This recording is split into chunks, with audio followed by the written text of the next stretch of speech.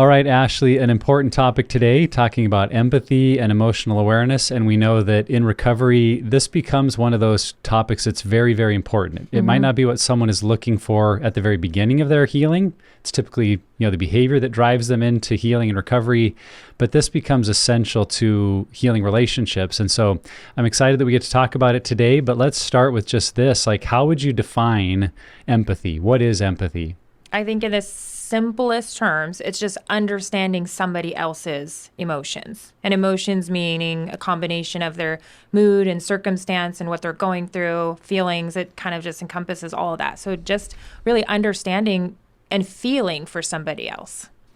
Yeah, I've always heard it kind of set apart from sympathy, that sympathy is more, I feel bad for you, or I have an experience of, oh, it's too bad you're going through that. Whereas empathy is more a willingness to enter in to their suffering, to, in a sense, like feel it in a way they feel it. And not, obviously, we're not encouraging people to become codependent or take on other people's suffering, but it's like that willingness to really be present with what they're feeling and say, I know how you feel. I've been there.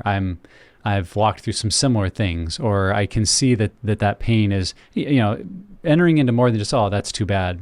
Right.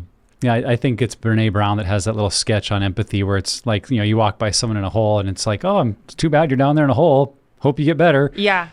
Whereas empathy would be sketch. crawling down into the hole and be like, man, it's really rough being down here. And how can I help? So, I think taking it beyond just sympathy and feeling bad is what we're really trying to hone in on. I think in like the epitome of empathy, I know we've had little skits of the mirror neurons and, that you can look up skits or little videos to understand mirror neurons, that when you see somebody suffering and sometimes you get that little ache, like you understand how they're feeling. Or I might watch a show where a child goes missing and I automatically think like about my own kids and like the pain almost is palpable of feeling that. And I think that's kind of a healthy place to be, but like you said, not crossing into codependency, but really feeling it as if you were experiencing it on some level. That's what moves us to change. Yeah, really making an attempt to, on some level, try to feel what they're feeling, so that when we relate or when we reach out, when we connect, it's not just oh, I'm so sorry, but like,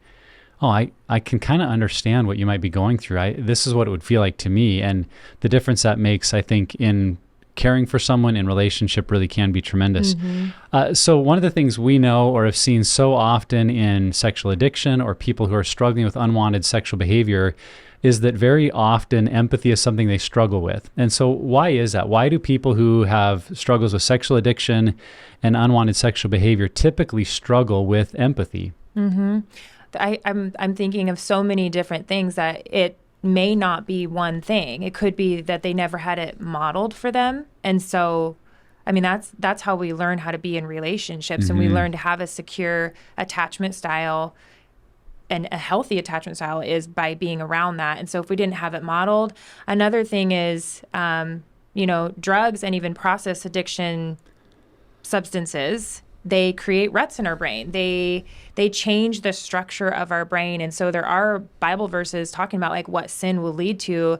And there's scientific things that back up the Bible and saying if we continue to do things that are pulling us away from relationship over and over and over, we're going to strengthen those neurons. Like Heather says, the neurons that fire together, wire together, of wanting to take care of myself, wanting to escape, wanting to isolate. As we say, the opposite of addiction is not sobriety, it's connection and relationship, right?